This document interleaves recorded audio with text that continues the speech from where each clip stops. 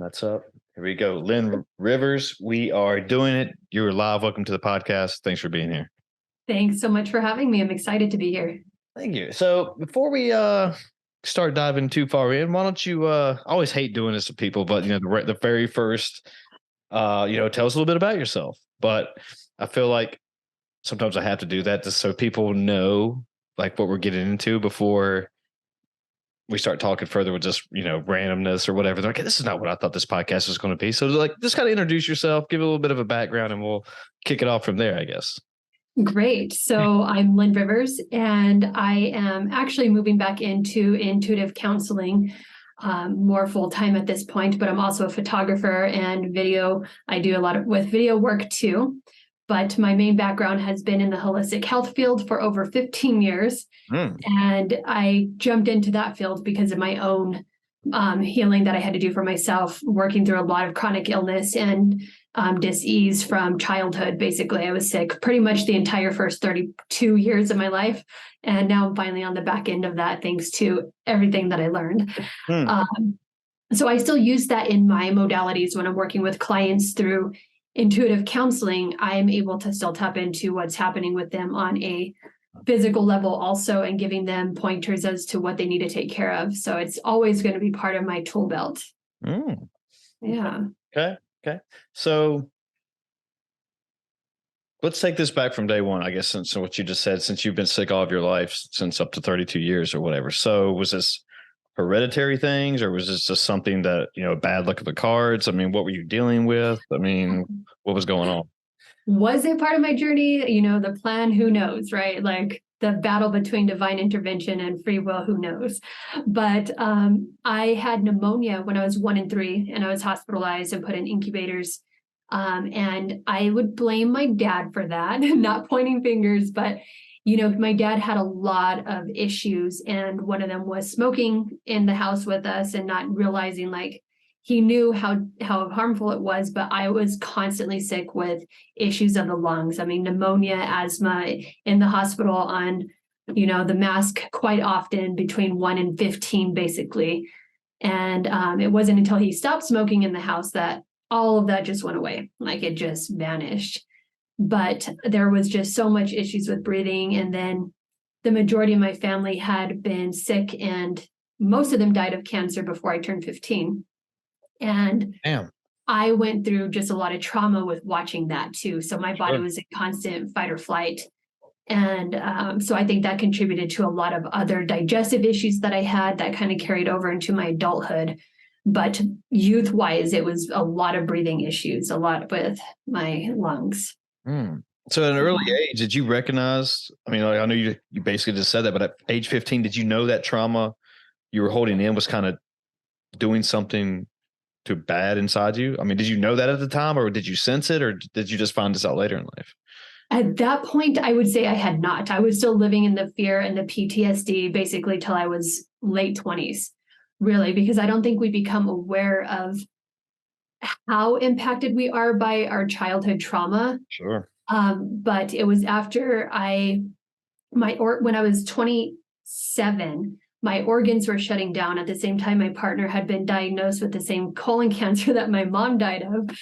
And so that was one of my biggest near-death experiences. And it was coming back from that one that I was able to just see, like, oh my God, like, I haven't worked through so much of what I've been through in this life. And I just keep perpetuating the cycle. I kept inviting in people who would replay these traumas, hence my partner who ended up dying of the same cancer. And there are just so many pivotal moments in that where I was just like, wow, I'm doing this. Like, I'm creating these scenarios because I haven't healed what I needed to heal in the past, So I think there's a buildup to that point. Like, I would say from 23 to that point, I was aware of stuff that was happening, but it was that moment that was like the aha, like, I'm doing this, I'm creating this cycle. And it was just a big moment. Yeah, it was like a light bulb just kind of went off, and you noticed that, like, oh wait, it's like pointing fingers, like you said, to everybody else, but then you're just like, oh wait, it's me, I'm the problem. Exactly. Because at a certain point, it's like, yes, as a child, you don't have any control over your environment, right? You can't tell your dad to stop smoking. You can't tell your dad to stop drinking. But there comes a point when you are no longer a child and you're in control of your situation and your surroundings. And that's where we need to take responsibility for our actions and everything that we're calling in. Yeah. Yeah, for sure. I mean, you reach a certain age, and then, like you just said, that, I was fortunate enough, nobody in my family was really with health problems or smoked or even battled with alcohol or anything like that. But, Wow. but for me, I remember like some of my earliest memories, I just remember thinking, oh, this is just life. This is how it is. And not really, I was from a very, very rural area.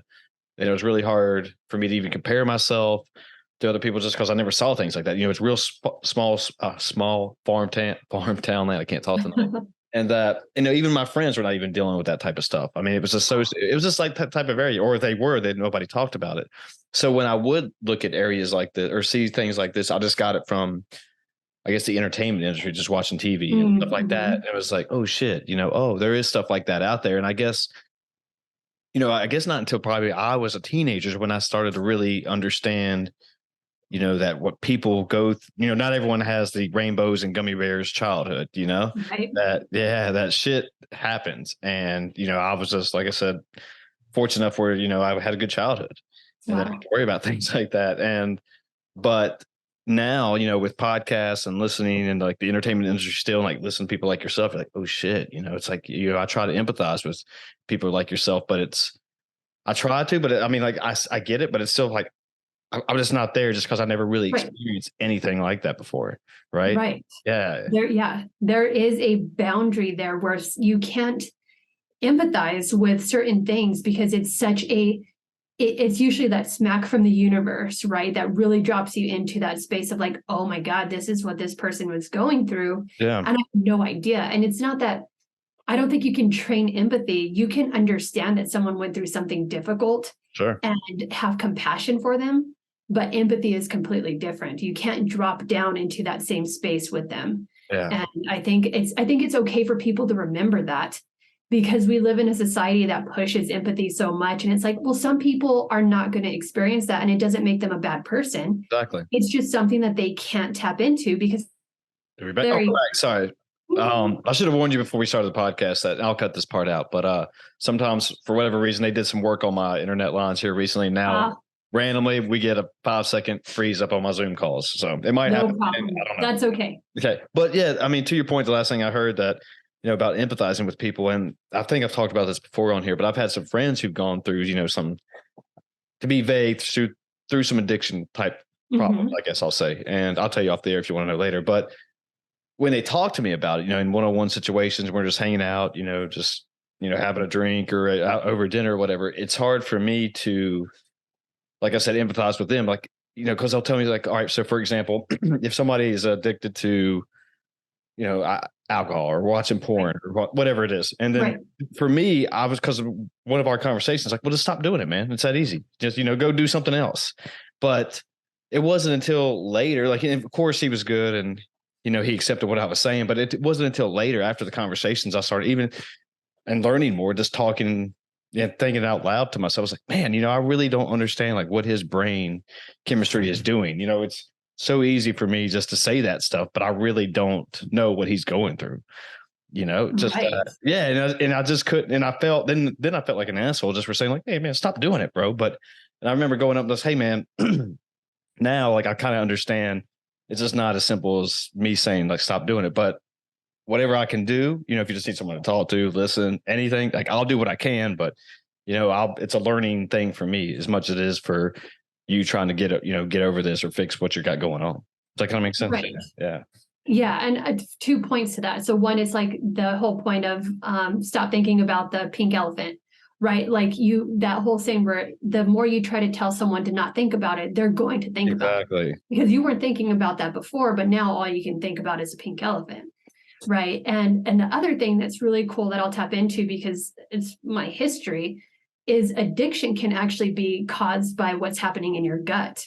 So the majority of what is actually happening in your brain is stemmed from your gut. And a lot of people who are dysbiotic in any form in their gut, it can lead to addictions of all kinds.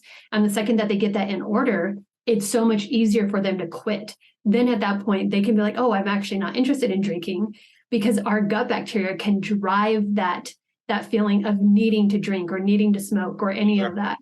Yeah. And so it's like, we're not always in control. Our little bugs are. Yeah. So you talk about the microbiome. Is that just, coming from your gut? Is that just talking about in general, just what are you feeding yourself? And that's why it could be making you feel a certain way.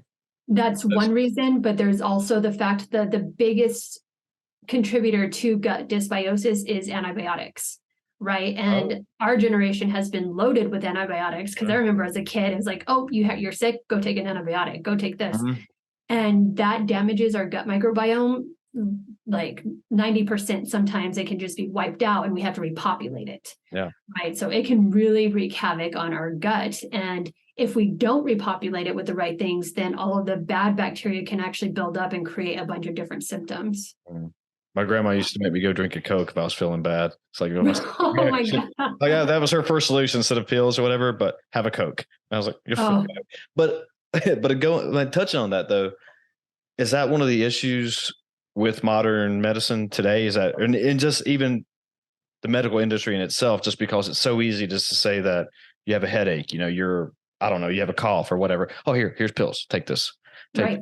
And then, I know you deal with the holistic medicine and comparing that to, I guess, modern Western medicine where, it's almost tinfoil hat talking here. It's like a money gimmick, you got a cough, let's give him pills, no matter what, is that kind of the problem is that we just absolutely biomedicine, no matter what. I mean, absolutely. I think the Western medical system has a place in acute conditions, right? Like when my appendix ruptured, I needed to be in the hospital. And yes, did antibiotics help me at that moment? Yes. But in that moment, could they have told me you need to take probiotics along with this so you don't wreck your gut microbiome? Yes, they should be telling you that, right? And on the other end of it, a lot of people look up to doctors as them being smart, and we need to listen to our doctors because that's what we're taught. But the bottom line is they're trained. They're not educated. They're trained specifically to take care of symptoms, not the root cause, right? So you go in for something and you're having a condition and they just give you a pill to mask the symptoms. Yes. When instead you should be asking, why is this happening? We need to correct the function of what's causing this. Mm-hmm. And so, I have a really like a sore thumb for them because it's just like, it needs to be brought back to holistic care of let's get you healthy. Yeah. And the problem is a lot of humans are lazy and they want the pill. They want the quick fix. Exactly. Right. So they just feed each other. Yeah. Like the only reason the medical system is surviving is because of the people who continue to go and just get the quick fix. Yeah. And just so everyone is aware, when we say holistic, and you can touch on this too, explain it better than I can, of course, but holistic or functional medicine, whatever you want to say, but it's like treating the whole thing, like, spiritual, physical, emotional. I don't know, am I leaving anything out? But then instead of, like you just said, like, oh, you have a cough today, that's your symptom, rather than think, okay, where's this cough coming from? It's on it. Is that pretty accurate? Yes. Oh, you have a cough. Let's give you this cough medicine instead of like, okay, are your lungs? Let's check your lungs first. Are your lungs doing okay? And it's like functional medicine does. It's like, let's figure out why this is happening. So I had histamine intolerance. I was salicylate intolerance, all these different foods. I was down to eating meat and gluten-free bread at one point. That was all my body could handle. And if you go to the doctors, I mean, they're just going to like try to, one, they're probably going to say, oh, well, nothing's wrong. It's all in your head. But then the second thing is that there's a structure that's happening inside and you need to figure that out, right? And so it's like, I had to understand why all of these were happening and not just assume, well, I just have all these food allergies and I can't eat anything, right? Because that's like what we think, like, oh, well, I'm just allergic to all this stuff. But the reality was my gut microbiome was just so dysbiotic that I couldn't digest anything that I was putting into my body until I got that back in order. So it's like, that's like finding the root cause. Like my digestive system was out of whack and it was causing all these other symptoms.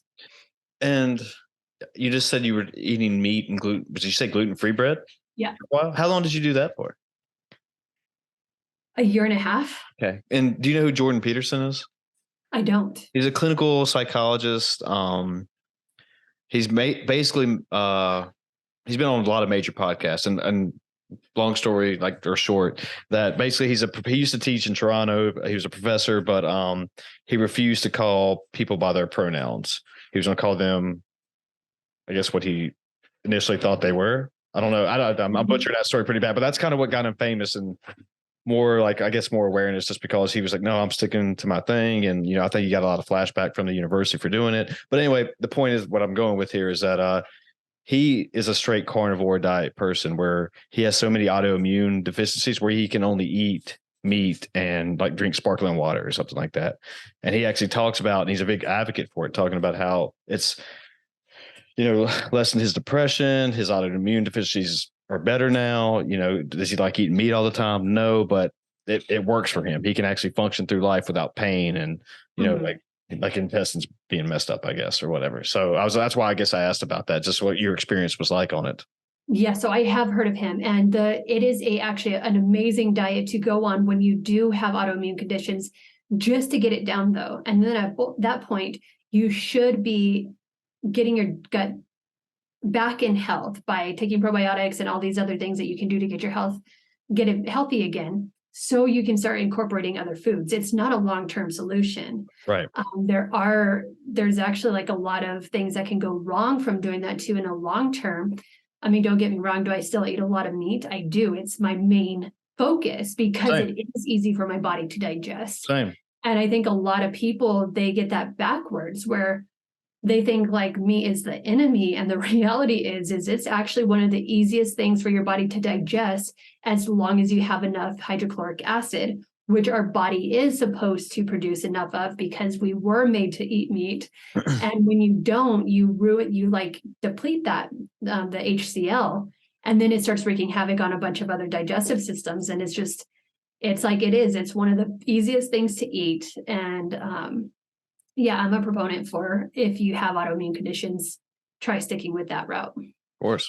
Yeah, I'm a big advocate for meat as well. And I'm one of these CrossFit bros who's, that's my thing. Like, as far as eating red meat, it works for me, and I only eat red meat. No, but I eat other things, but that's solely a major percentage of my diet is just, red meat, not in the morning, but lunch and dinner. Yes. But I guess what I'm getting at is that I've talked to a few people even on here who are and even read books who are so anti-meat, and I don't want to make this whole podcast about nutrition and meat, I guess, but they don't. And this is the beauty about podcasting, is that, you got people on here who love meat and we're talking very intelligently about it, can quote statistics and case studies where, I can't really do that off the top of my head. But then, it's like going on to another podcast and you have something like I have one on here who talked about how, meat shortens your intestines and that it's not really that safe to eat and blah. And like, he was only drinking a certain shake every day and that was good enough for him and that made it work. And he was also, I think, an Olympian at one point.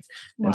And it's hard to argue with that. For me, it is. And not because I'm not on that maybe intelligent level where like I said, it's quoting case studies and things like that. But it's nice to hear that other people are out there eating meat and like there's good things behind it rather than just anti-meat everything. Right. That's right. Yeah, absolutely. And I think it's important. Like I do it consciously, right? Like I like to use local butchers and yes, stuff like that. And it is the point that everybody is different. Everybody is different. Right. And some things will work for others and not for others, but there is also the point, and I think it's more just in how you take care of yourself. I think as long as you're digesting well, it doesn't matter what you eat. I mean, you think about our like people before us and the crap that they ate, and it's like they're in their 90s and yeah, they may be fat, but they're still going, right? They're still moving through it. And it's just like, I don't think that diet is the end all be all. I think there's a lot of good things that you can do for yourself with it, but I don't think it's the point where you need to just like focus everything, like make sure I eat this and make sure I don't eat this. Yes. It's just like moderation and paying attention to how you're feeling. Yes, that's a great point, Lynn. I love that. And I think that's where maybe some misconstruities come about, just because, it's so easy to hear somebody who says on a podcast, oh, I eat do you know who Chad Ochocinco is? No. He's a famous football player. And his whole thing, like he's a big proponent of he eats McDonald's every day. Right. And it's like, well, how could somebody eat McDonald's every day and still be able to be a professional athlete in the NFL? And it's like, does it work for him? Yeah, I guess it does. I mean, is he really truly eating McDonald's every day? I don't know, but Right. if he's eating once a day, he apparently he eats it for every meal. But is Oh that? God. I don't know. I don't know how true that is, but that's the story. But some people will hear that type of stuff and won't do their homework, won't do their research or whatever, and like Mhm. really understand what type of meat is, Right. beef patty or if that even is McDonald's thing. But anyway, Of course. yeah, and so they put it in their bodies and they realize like, and they don't understand like, oh wait, I'm getting worse, but this worked for him. Why is he so better than me right now? And I think it's just it's and I'm not okay, and we're back, and so yeah, but I think my whole point, whatever the story I was going to, and sorry folks, we just had a little dogs got into a little tumble right there or something. But yeah, my whole point was just if whatever diet you're doing, if you're doing carnivore, whole 30, paleo, whatever, do your homework with it. Just don't stay, I'm going to stick with it for 6 weeks. Take Right. take yourself notes about it. How am I feeling? Is it making my conditions worse or better? Yeah, What's it doing? So that was exactly. my only point behind that. Really comes down to using your intuition, which is my Yes. job, right? But it's being intuitive with your body and knowing what works, what doesn't. And just like if you feel off and you can look back and see like, oh, this is what I ate, great. Like Yes. do a restriction for it with it for a little bit and then add it back in and see how it works. And Mhm. it's not that difficult as long as you're paying attention and listening. No, it's pretty simple to me. It's pretty simple just because, and that's one of and going back a little bit, this is where it's not simple. That we were talking about addiction or whatever, and so people who have issues with food or nutrition, right, Mhm, or whatever, they mhm. still have to eat. If they have a bad Right. relationship, and I couldn't imagine just if you're battling food, what knowing you still have to eat. Like, how do I Oof. do this, right? How do I? And I've like been there. you've been there. I've been there. I mean, I was terrified to eat anything. Like I got to the point where I was afraid to put a blueberry in my mouth, and so like there was a point where I was just like, should I just do the shake thing and only eat the vitamin shake that they have? And like I was just terrified to put anything in my body. And there have been moments recently where I've gone back that route because I had like a little slip up with my digestive system. And I was like, oh man, I can't go back down that route of being afraid to eat. Like we have to eat in order to live. You shouldn't have to be afraid of what you're putting in your body that Yes. intensely. And it sucks. Yeah. And growing up for you, I mean, we talked a little bit about your childhood though, with everything that was going on. I mean, did you feel outcasted, I guess, as a child and going through, teenage years and stuff with, Oh yeah. or did you just feel different in general? I guess maybe not outcasted was the right word, but No, I mean, I've always felt like I never fit into a group, right? Like Mhm. I spend the majority of my time alone. I like being alone. It's where I'm most peaceful. Like how can you not be at peace with yourself?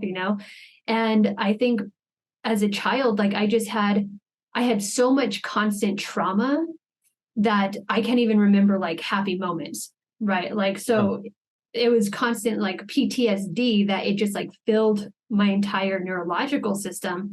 And so I felt like I just didn't I just didn't resonate with being anywhere. Like at school, I was like you said, I was the outcast. And I was like, I play sports. I love playing. I don't like watching sports, but I love playing them. I know what And I was really good at football and rugby. And so I was nice. always the one where I was like, that's where I felt at my best.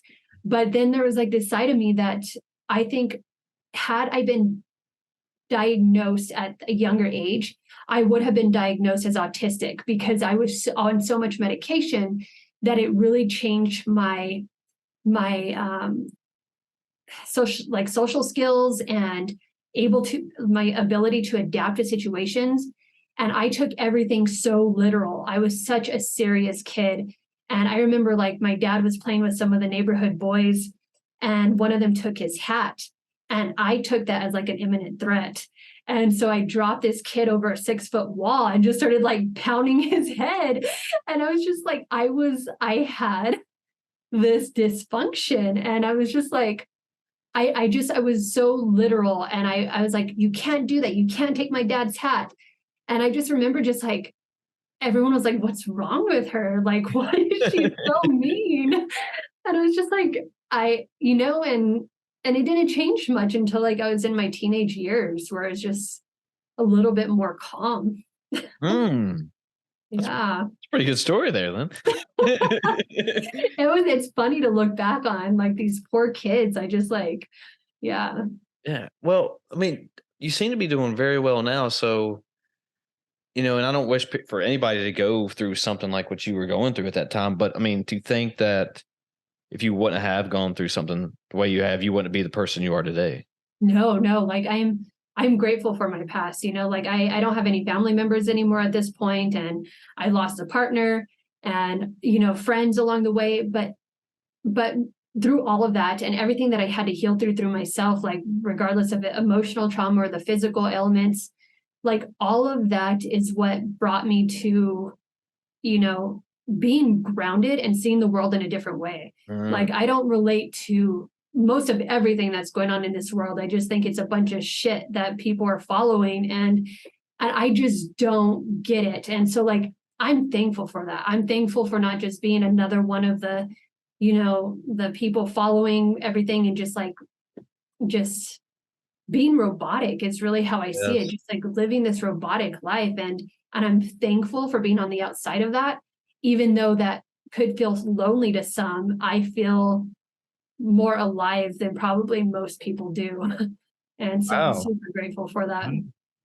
And talking about what most people are following, I mean, are you kind of meaning towards what we were just talking about earlier with the meat thing, or? Everything, diets and politics and Mm, all the structures and all the victim games that people are playing. It's just like, why do you keep playing it? Like they're doing this and you're just playing along with it. And it's just, I just don't understand it. yeah. Oh, so like, oh, almost everybody playing the victim card over Right. every little small thing, and it's Yeah. just like it's kind of what I was saying earlier.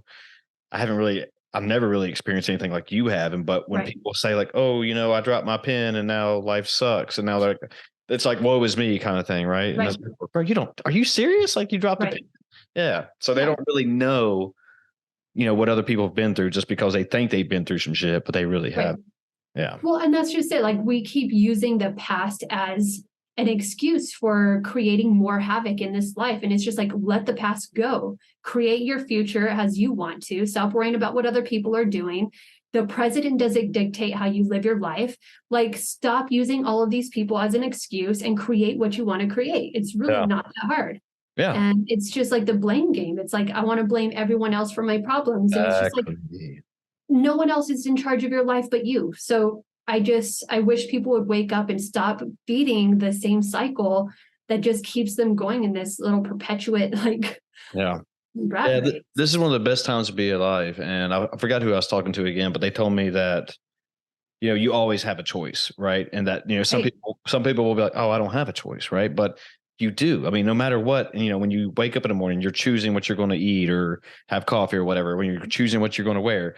I mean, or you're going to be choosing that, hey, if you want to be a rock star or whatever, you're choosing to either, after school or after work or whatever you're doing, you're choosing to go Yes. spend 2 hours playing guitar or 2 hours watching Netflix or whatever. Exactly. Yeah. And Right. yeah. And like, hey, man, I don't think when you look back on things and you just say, oh, life sucks, I never became a rock star. It's like, well, did you really look back on what you were doing? Like, how many hours a week were you watching Netflix instead of, I have practicing chills. Yeah. practicing guitar? Like 12 hours of Netflix and 30 minutes of guitar playing. It doesn't balance out, man. It doesn't work like No. that. Even we all want it to work like that and have a Right. shortcut to life. And what does it take? The blue pill or the red pill or whatever it is to, Exactly. That's one of my but favorite movies. yeah, It's a badass documentary, movie. I should say. Well, yeah, It's a it's just, documentary. but yeah, it's like, stop, man. It's just like look back and like I told you earlier, right? Make notes. Like, what did you do all day? If you Right. can't remember, make a note. Like, oh, well, maybe I shouldn't have, spend 14 hours watching, I don't know, YouTube or whatever it is. I don't know, Exactly. or not reading a book or not getting smarter. Yeah. Something, whatever it is, Yeah. Yeah, Yeah. And on the other end of that, you get to choose how you respond to situations too. Like, sure, maybe there are things outside of our, control, but it's like in that moment, how are you responding, is going to be what sets you up for the next yes, adventure, the next journey, the next step. Because I think it's so easy for things to happen, and especially like breakups and divorce is like the thing with divorce is like just cracks me up. People are like, oh, well, I'm going through a divorce and it's really tough. And I'm like, who's making it tough? Like you both have a choice in how it's going, right? mhm, It is a breakup with paper involved. Like it doesn't have to be difficult. We just made it like a social norm for, oh, how sad, I'm going through divorce, and, like, woe me. And it's just like, you always have a decision in how you move forward with everything that happens in your life. Yes. And I don't have patience for a lot of people. I don't. I don't blame you. I And don't I blame think you. yeah, It's like I told you earlier, like me doing CrossFit, like that completely changed. I've been doing it about 10 years now. And that amazing. Yeah. almost changed my mindset, my outlook on life, just knowing that, again, like I'm just going to work out every day, but yeah, I'm doing pretty high intensity workouts, and I'm throwing down with, people who are doing the same thing, creating this Mhm. community and camaraderie. And it's just like, hey, do hard shit, and that way it makes kind of daily life easier and stuff. And so Right. to me, it does. Maybe not to everybody, but this is me speaking. But when people come to me and they talk about, oh man, like somebody cut me off today, or, they got my order wrong. And it's like, shut up, man. Like that's not really that big of a deal. Right. Right. Like it's like ruined. They're like saying it ruined my whole day or whatever. And it's like, what are you talking about, man? Yeah. Like come work out or something, man. Like they got your order wrong. Okay. Well, that's no big deal. I mean, and it's a good thing it's like a double-edged sword for me, because it's like a good thing that, like I said, it's made daily life easier for me. Like, Mhm. whatever I got to do. It's like, oh, no, we're good. Whatever I do in daily life, it's like, all right, no big deal. Right. And there's no Yeah. stress.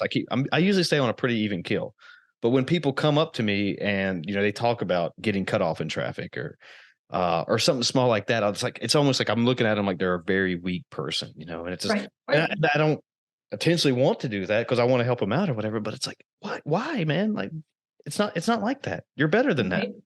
You can be Yeah. better than that. Right. Yeah. It makes me think of this story. So I was driving for Uber a long time ago, Oh, and it was right after my appendix had ruptured and I came out of the hospital. And though actually this was before. And so I had found out that my partner had died, because there's a long story where she had to move back to Oregon because her family had to take care of her because I was dying. It's an interesting story. But after that, I was driving for Uber while I was trying to figure out what I wanted to do next. And I had just found out that my partner died and her family didn't tell me about it. And I'm driving, and this kid in the back, he was like him and his friend were in the back, and he's like, oh man, I'm so bummed. I was like, what happened? He's like, my girlfriend just broke up with me. I was like, and he was just like, I don't know if I should just like keep going, if I should just let this life go, just being really overly dramatic. of And course. I was like, yeah, I had a really rough day too. And he's like, oh, what happened? Like, I found out that my partner died right after I just got out of the hospital and all this stuff. And he was like, oh shit. Oh, And he's like, wow. He's like, that just put this into perspective. And I'm like, yeah, it's really not that big of a deal. Like, breakups happen. And he was young. And I was like, you're going to be fine. Like, it's yes, a good thing. Rejection is protection. And, yeah, and he was just like, wow. And he left with, you could tell, like, he had that aha moment. And I was just like, thank God, because hopefully that shifted his life for him. yeah. I mean, it's like what I was talking about a little bit earlier. Just going through certain experiences in life where you do get rejected, you lose the game, or not everything is, like I said, always rainbows and whatever. Rainbows, I don't right? remember what I said, but because I mean, I went through a breakup last year and it sucks, but am I better for it? Yeah, I guess. And like you said, rejection is protection. I've never heard of that. That's cool though. Yeah. But and I don't wish stuff like that on everybody, but I think to an extent you have to go through things like that in order to learn about yourself. And like, and again, it can be like what you learn about yourself and like, hey, how am I going to take this? Am I just going to sit here and just say, woe is me, life sucks or whatever, or are you just going to get up and keep moving forward and Right. find out new goals, new life paths, new whatever it is. Like, it's like we just been saying, like life is so easy. You can do any in this modern world, you can do anything and be anything that you want to do if you're willing to do it. Right. Yeah. Yeah. And I just hope that's like, I feel like I'm just don't want to make it like, oh, it's so easy, but it almost is to an extent with all the It education is. and podcasts and materials and YouTube and higher education and just talking to Yes. people and family and friends. Like you have a wealth of Yes. knowledge. Open your mind. That's all you have to do In your is mind. open your There mind you and go. learn. There you Right. go. And it's just like the way the relationships and breakups, like the best thing that you can do is just like think back and be like, okay, what did I learn from this relationship? Yes. What do I need to grow in? What could I have done better? What did I not like that I want to make sure that I don't attract again? And then when you do that, it's like it's pulling you into this like, great, this person made me better and I'm thankful to them. You know, you don't want to leave a relationship with resentment. Otherwise, you're going to enter into the next one with resentment, right? And it's just going to be a pattern. So it's like one of those things about opening your mind is like realizing that you have a part in every relationship that you're in, and we're all here to teach each other something, right? And our relationships are the greatest teachers of our lives. Like I think about all the people I've been with, and I'm not with people anymore at this point because I don't want to be, but every single one of them gave me something to move forward with to be a better person because I was willing to take that. Did they? I don't know. Maybe they hate me still. Maybe who knows? But that's not my job. I don't need to worry about their life. I need to worry about me being better. And there's no. Uh-oh. And we're froze.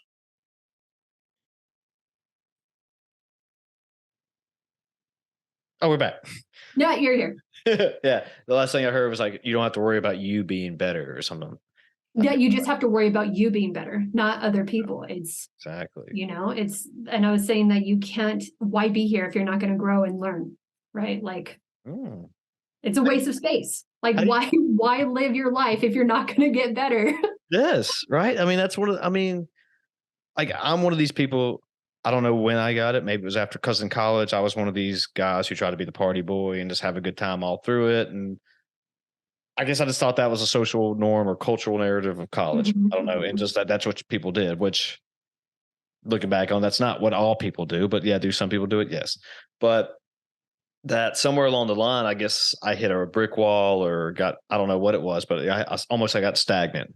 And I decided that, hey man, in order to get to point A to point B to point C, I got to grow and learn. And I started, listening to more podcasts and trying to read more books and, just looking at the way people see other things through their eyes compared to how I do. I hope I said that right. But like, it was like, I get you. Yeah. Okay, good. Because it was almost like, almost having like a fixed mindset where you think you know everything and that life is going to be X, Y, and Z. But then you finally hit something and hit that brick wall. And you're like, oh, how do I get around this wall? I don't have any help right now. So either I can think my way out of it or, start researching ways to figure out how to get out of it or whatever. Right. And then I think that's what created this new me, if that's what you want to say, where I want to learn and I want to grow and I want to be better than I was, last year and better than I was 5 years ago. And just, like, did I miss out on opportunities? Was I just being a, like for a better word, a fuckhead just because I thought I knew everything and, I thought I was going to be partying the rest of my life or whatever. So, yeah. And so like now it's just like, okay, yeah. I mean, like, I'm a young 36 and I want to keep, we learn new we learn new information every day, new statistics come out, new technology comes out. It's like, oh man, look how much better we're getting just little by little by little. And like, I don't want to be left behind. Yeah. I want to stay in front of it if I can. And, and I see where it takes me from there, and like, hey, go travel, go learn new things, maybe spend, like you said, you like being alone, like go travel. Maybe if I get the balls enough, go travel to Spain or something by myself and see what happens. Yeah. Don't know if I'll do that, but I will. I would if I got enough research and the balls, like I said. But like a lot of success stories and like people who get a lot of wealth of knowledge I've talked to, it seems like they've done those things, like backpacked in Europe by themselves or whatever it is. And just because you learn about yourself and you learn what you like and what you don't like and how you react to certain situations, like that's so cool, Yes. Yeah. So I was actually going to ask you how old you were. And so you said it. So I'm 36 too. Nice. And I think one of the best things that I've done for myself was put a restriction on like no relationships for, well, at that point it was like a year or two, right? But then it turned into 7 because I was just like, you learn so much about yourself and you become your best friend and your best lover.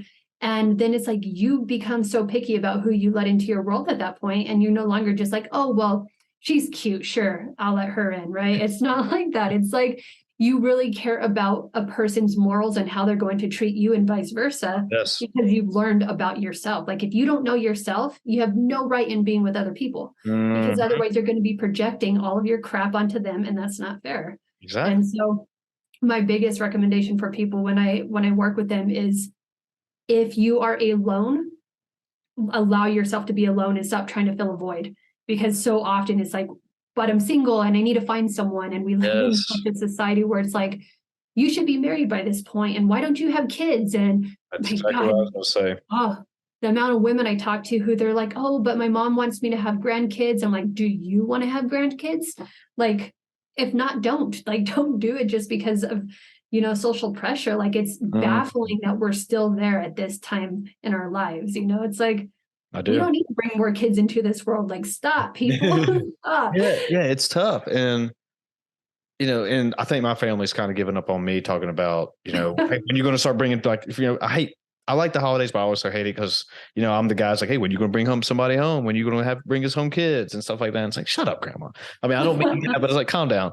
But they kind of let off me for a while now. But yeah, it's just like, I guess my point is that, when you say things like, I don't know if I want to have kids, especially to older generations, are like, they automatically, like, I guess, label you as like a weirdo. I mean, and it's just like, well, no, I mean, maybe I just don't want to have kids, maybe it's just like, maybe I'm just not ready yet. Maybe is it 100% no, but it's just like right there, I'm more on the no side. So it's like conversations like that, where if you say things that is not what the other people are probably Mhm. going to hear, it's like, well, I'm not being true and honest with myself. And then when you finally are able to do that, it's like a whole new world where it's just like, hey, Right. this is how I am. I mean, I'm not trying to hide behind doors or whatever anymore. I just, do I want to be married? Yeah, probably eventually, but does it have to be right now? No. I mean, I don't mind dating myself and learning more about myself. And like I said earlier, growing up in a really small area where it was almost like, you go to high school and you date Oh, your high yeah. school sweetheart and you get married right after high school, or go through college, then get Yeah. married. And it's just like, I didn't do that. And Good for you. yeah, well, I mean, it's not because I didn't want, well, no, I didn't have any desire to be married at that time. And I guess I didn't want to be on a leash or held down. Like, I felt like I wanted to still try to, I don't know, be that party boy and still do things. I don't know what it was, but I And just, that's okay. I didn't want to be trapped. I guess that's what I'm trying to say. Right. And But there's yeah, no need to rush. People rush, exactly. Exactly. and it's like, Right. you don't have to rush, and the other thing there where you said you didn't know if you wanted it, I think so much of what we think we want is just a thought, right? Because that is what everyone else did in our family. So, oh, well, we Yes. should be doing this too. And so we think that we want that, but it's when we really get quiet and realize, like, wait a second, do I want kids running around this house? Absolutely not. Do I want to enjoy life and like Yeah. do things? Yeah, and it's like when we can be honest with that and actually like give ourselves the space to do what we really want to do instead of what we think we want to do, that's where like the game changes. It becomes like when you really stop and ask yourself, it's like, oh no, like I don't want that. And Hmm. go and tell your wife that, and it's like yeah, you might cause a breakup, but you're gonna be, do you really want kids running around the house right now? Like it might be a better option. Yeah. So And then I don't want to be solely like, oh, don't have kids or whatever. But, I mean, I've heard good arguments about, when you do have kids, you never love anything more in life, right, just of that one little course. person. And it like completely changes you as a person. And you wanting to put your blood, Mhm. sweat, and tears into this one little person. And like, this is a little me. I want them to be, have a better life than I did and all the good stuff, and just shower them with love and, and like teach them cool things. And, then when they get to a certain point in life, then maybe, hey, okay, well, I know I'm still your father, but I'm not your father right now. So like, hey, let's sit on a couch and, watch lame TV and make fun of it or whatever. And just still have that kind of interactions with somebody, knowing that you created with that. And like, and I think that's why when I think that way, that's like why I always say I'm not 100% no, just because, yeah, I mean, like that would be awesome. That would be amazing just to have that. But do I ultimately Necessity. want it? Yeah, it's like not a necessity right now. Like, I got Right. the two dogs. Like, look what just happened back I know, there. I know. It's like, You how about, electrocuted your dog. like, yes. Yeah, Do you like, really want a kid? yeah, I got two wiener dogs and one just got Yeah. electrocuted. But yeah, so like maybe I shouldn't have kids. But yeah, so anyway, yeah, I don't know. That was my point. Just that I just don't want to be solely Yep. like, anti kids or whatever, or anti No, marriage. right. Yeah. Right. And I think there's a point in the fact that you're waiting though. Like even if you decide to have kids, I think it's better that you're waiting because you know yourself more. Because unfortunately, so many people are having kids and they're doing a cycle with what their family did. And so then they're projecting their problems onto their Yeah. children. Like it's a perpetuate, they're just perpetuating that cycle. Hmm. And so it's like, I feel like I love when people decide to have kids when they're really solid with themselves, when it's not just like, oh, well, we need to have a family. For It's sure. like, who are you as a person? What are your morals? Do you know your shit well? Have you worked through it? Otherwise, your child is just another person to take on your projections. And I Mm. don't think that's fair to kids. I was that kid, and it's just like, no, like it's not fun to put kids through that. And I think like a lot of my friends who have kids, my best friend Maria, she is an amazing mother and her kid is so solid. He's only 12 years old and he's more emotionally intelligent than most 20-year-olds that I know. Impressive. And he's like that because she's done her work and she knows how to mother him, but could that have been completely different? Absolutely, and where they live, it could have been like a completely different situation where he could have gone down the complete other side of it and been a really crappy child. But Yes. so yeah, I think it's self-awareness when the reality that you're bringing in another person, don't project your shit onto them. Do you think older generations have a hard time talking about things like we're talking about just because maybe 20 years ago, 15 years or yeah, 15, 20, 30, 40 years ago, there was no podcast and, mental health was not really a cool topic to talk about. So if they were to say like we said earlier, like, hey, I don't want to be married right now, or I don't want to have kids, and that they were just so afraid to say that, it's like, I'm just going to deal with it. And I'll just do this is because it's what grandma and grandpa want me to do or whatever. And so they never really worked through their trauma, right? It's just kind of what we said earlier. I just kind of held it in and they're just like, Yeah. right, well, this is life. This is how I'm just going to live the rest of my life. But now I'm wondering if younger generations, just like podcasts and, there's so much, like we said, there's so podcasts and information and books and just, I don't know, seminars or whatever. It's so easy. And so it's not easy, but you feel more almost comfortable talking about things that are not sexy to talk about. Right. Yeah. I think it's that. And I also think that there was a necessity. I think the world progresses it's an evolution, right? So at one point, was it a necessity to just get married and have kids? Yes, because Yes. we're building towards something different. Sure. But now we're not there anymore. And so I think it's harder for them to understand that because they kept following the cycle because they were populating it into a certain capacity. And so they think we should be doing the same things. And so I don't think that they can wrap their head around how much it's changed. And I think that happens every generation, right? The world is constantly changing. And so each generation never understands the younger generation. It doesn't matter how far back you go, it's always been that. Mm-hmm. And so I think like they had their ways. And I see it from a perspective of one, yes, they didn't have the information that we do now to be able to like express it, but they also were just living in an evolution period for them that was perfect. Like there's nothing to shame about the 50s and 60s of the housewives and stuff because that was part of our human evolution. It's like just like when you think about different cultures and how they still handle things in their society, who's for us to say that it's wrong? We only look at it as being wrong because we don't live in that lifestyle. But Yes. that is what they know, and they're in their own evolution of everything too. And it's just the same with our older generations. Like there's something wrong with what they did. It's like nothing's black or white, which is another point. Like nothing is just black or white. And I think like we live in that space of thinking things should be X or Y. There's no Z. It's just like that's just not how it is. And we need to be more conscious of the fact that people just live different lives and not one is right or wrong, and so Yeah, there's no manual out there say like this is right, exactly how you should live your life. I mean, based on right, and then I guess some people could argue that, oh, well, what about religion or whatever, like, 10 commandments or whatever. But my thought process has always been that, almost on any religion, it's always just talked about in different words or languages or whatever phrases, always just be a good person, right? No matter right. what. Yeah, just be a good person. Like no matter what you believe in or who you pray to or whatever it is, your ideologies of it, just that's what it seems to be the common denominator for me. Maybe that's a wrong way of looking at it, but just be a good person, man. Just it's maybe that's easier said than done, but like I know there's people who deal with some demons and stuff like that. But yeah, I mean, but that's it. That was my whole point. Right. Yeah. Yeah. And I think when you look at religions, it's like across the board, they are all saying the same thing in a different language. and yet we create wars over who's right and who's wrong. And it's like, Yes. they're all saying the same thing. You just Yeah. have to look at the underlying text. And I don't know if you know who Neville Goddard is. Mm-mm. So Help me out. he was really famous in the 30s for bringing the biblical text into a format that people could actually understand.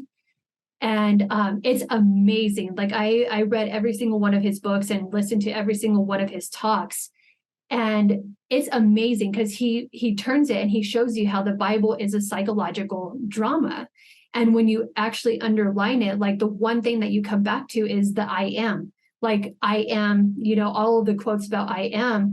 And when you actually figure out what they're talking about our higher consciousness, right? Like Oh, our higher consciousness is what they call God.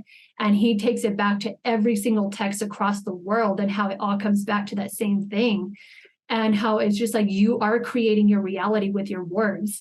And it's like so many people can read that in the Bible, but never understand what it's actually saying. And mhm. he makes it way more understandable for people. Though he was in the 30s, so it's still kind of misdated to where it could be made even more simple at this Yes. point. Yes. But it was really beautiful to like hear him speak it and for it to be like, oh my God, like I've never heard anything so clear and resonate so deeply. And I highly suggest it. I would check it out and Yeah, just get, I just wrote his yeah, name down. yeah, it's I'll check cool. some stuff out for him or from him. But yeah, I mean, that's another good point too, is just like, interpreting whatever religion in a certain way. One person might interpret it one way completely different from another person Right. based on like whatever verse it was or phrase or whatever. It's like, well, I didn't get that from it. And then it's like, am I wrong or are you wrong? I mean, because Perspective. yeah, and people love to pull that card. Well, it says this, and that you should always act like this. Like, what is it? There's one like you should never touch don't ever touch a pig or whatever in the Bible. Yeah, yeah, Right. and it's Or like the corduroy thing. And it's like, I don't think why okay. are you picking and choosing all of these other things but yet you're Yeah. eating this on this day? Oh no, you're going to hell. Yeah, and stuff It's like just that. It's like, like, okay, well, it's whatever. funny. But yeah, it's just funny like that how people love to, everyone loves to be right. I mean, Right. everyone likes to, I mean, I don't like to argue, but I like to at least, I don't mind, backing down if I get presented with good facts and information rather than just saying like, oh, well, it's this way just because it's this way. It's like, Right. I don't think it works like that, bro. But yeah, but I mean, like people love to die on their heels and just whatever it is. And like, that's fine. If that's what you believe in, that's what you want to do. At the end of the day, I can still go on my merry way. And Exactly. yeah, and I think and that's what like we were talking about earlier about problems with the world. I think, instead of just sitting here being a keyboard warrior or whatever, just I can live my life just as happy and I'm not going to lose sleep over you wanting to believe whatever it is or Right. do whatever you want to do. I mean, that's fine. Like formally, like one of my thoughts and philosophies or theories, whatever you want to call it, is that, do whatever the hell you want to do as long as you're not hurting yourself or anyone else. Just do whatever you want to do. Like if Right. you're happy, you're happy. Who am I to say Exactly. otherwise? That's me. Exactly.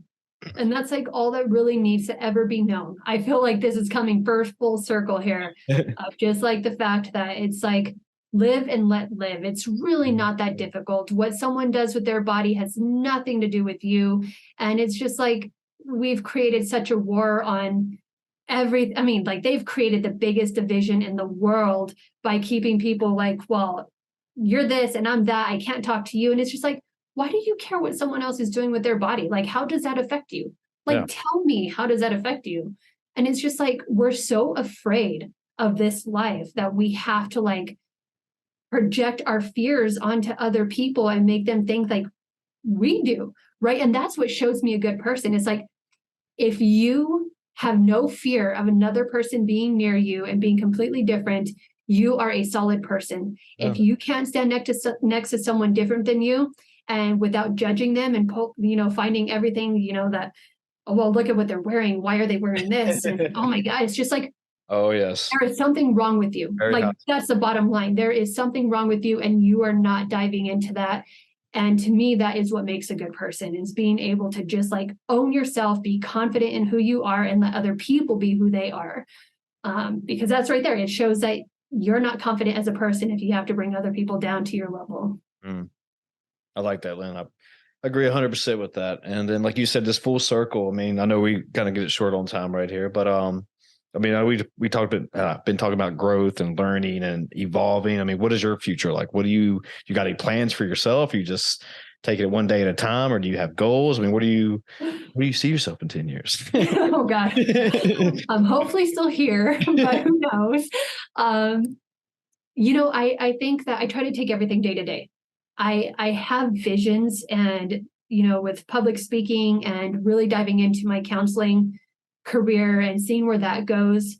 But more than anything, it's day to day, because I've also been in the movie business. So I'm like, kind of like, okay, well, if something pulls me stronger, then I'm going to follow that. But it really is just a lesson in being present and seeing what's calling me day to day, because we change, things change, and what feeds me well today may not do me well in a week from now. So it's just like Sure. day to day. I'd say 10 years from now, just being a great person still, and sharing my gifts in whatever way that shows up. Mm. We didn't even talk about that. I forgot you did filmmaking, you write, and you've done some photography and stuff. I mean, like real quick. I mean, what was that like? I mean, yeah. I mean, filmmaking. I mean, what did you do? Were you directing? What? So making short videos, and I was in LA for a while and was tapping into a few of the TV shows and doing some background work with them.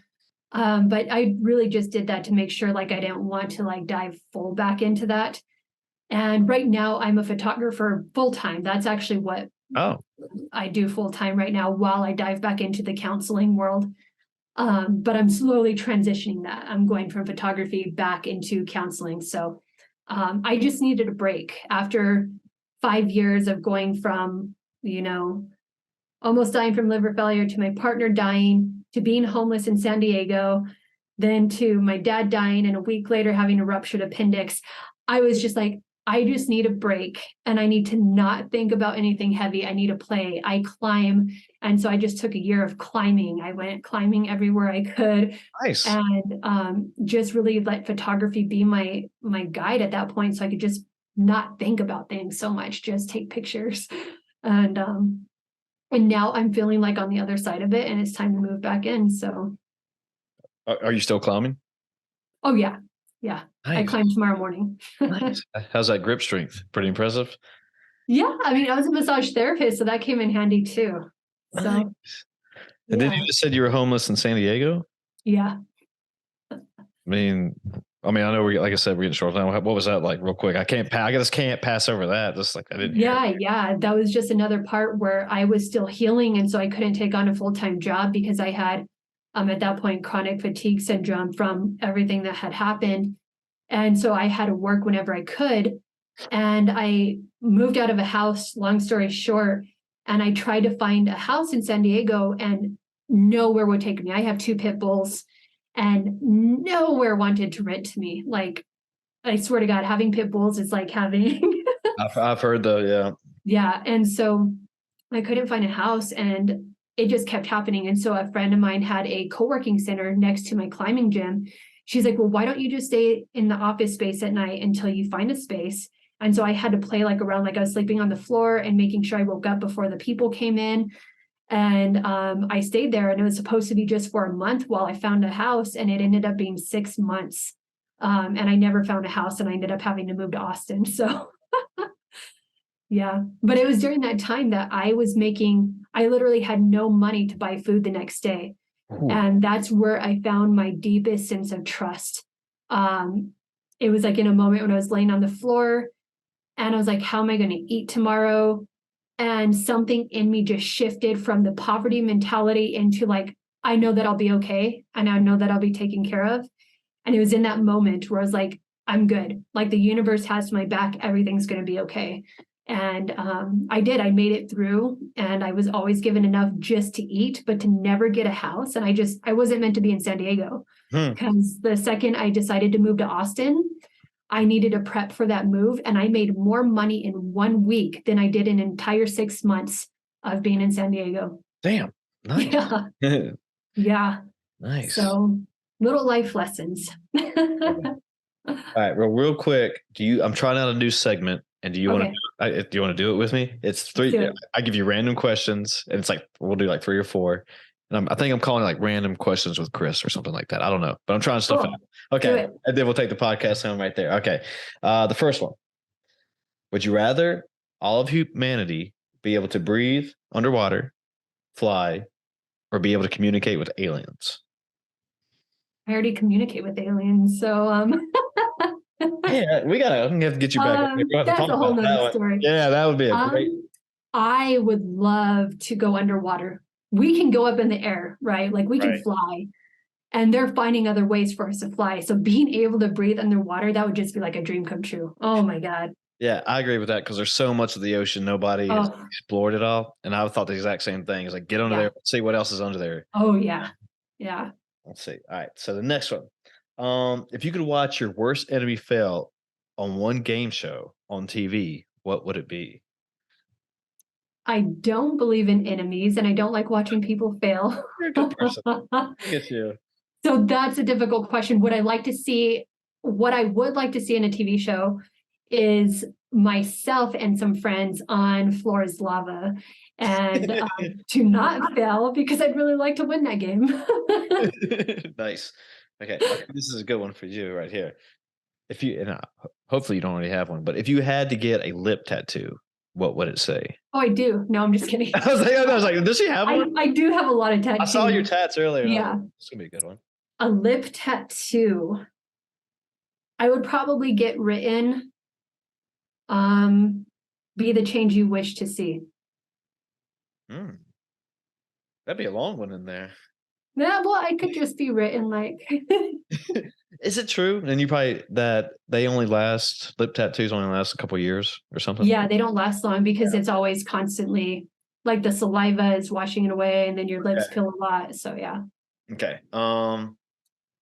This might be a good one for you. What is your ultimate nightmare social situation? Being around people. Yeah. Do you consider yourself an introvert? I am very introverted as far as like I'm like kosher and I love talking with people like you and I having a conversation. Okay. But when I'm in a crowd with people, unless they are on the same vibration, it's just like conversation is useless. I think we overextend conversations. And so just being in like a group setting, that's just bleh to me. Yeah, I'm just saying I relate a lot to that just because I do okay I wouldn't say I'm introverted, but I know I do okay in small groups, but usually when it gets to be about like 6 or more people, I I don't know what it is. Like I don't know if we're all out to dinner or something. It seemed to just I don't know if it's just too many people talking at once and you're trying to pay attention to everybody or what exactly it is. But I've never felt like I've been myself in those situations. Right. It's overstimulating. You have so much that you're trying to pay attention to. It's like you're having this conversation and then someone over here that starts talking about something and you're like, what did they say about what? And it's like, sorry, I'm trying to pay attention. And it's just like, it's overwhelming. It's so overwhelming. Well, last one, and this will be a good one to end on right here. Cool. Who would be your number one pick to be a cameo in your movie? A cameo. Okay, so I'm picking someone who's playing my character. Well, I thought cameo was just like they come in and do a quick piece, or they make an appearance. Oh, I'm thinking, what am I thinking of? Okay, Right? Angelina Jolie. Oh, good choice. Like, is she your favorite actress? She's one of the few people that I want to meet. I actually want to have a conversation with her. I'm not big on like the whole Hollywood thing. I don't care that she's a great actress. I just think she and I would actually have a good conversation. And so then that way, if I have her in my movie, then I can just have a conversation with her too. So Nice. yeah. Huh. Yeah, cameo appearance and often shortened to just cameo as a brief appearance of a well-known person in work. Okay, we got it right. Yeah. Cool. All right. Well, Lynn, you're a badass person. I'm glad we did this. Yeah, I'm happy to talk with you. This is gonna be cool. If people want to find you or anything you want to plug in general, just feel free to do that. Cool, will do. So you can find me on YouTube.com/Linn Rivers. I have a lot on human design there. And riverswellness.net is my only website that's active right now, but it's not up to date, but you can contact me there if you need to. Nice. And I do have services up. So that's one of the best ways to reach me right now. Cool. Well, thanks for being here. Any last messages you want to give out or people need to know before we call it a night? No, I do expect you to get this Angelina Jolie though. Okay. I'll tag her everywhere. Like everybody be tagging her. So I know. cool. Well, good. Well, again, thank you. You're a badass person. This was awesome. This was fun. Yes, thanks so much for having me. Okay. See you, folks. Okay.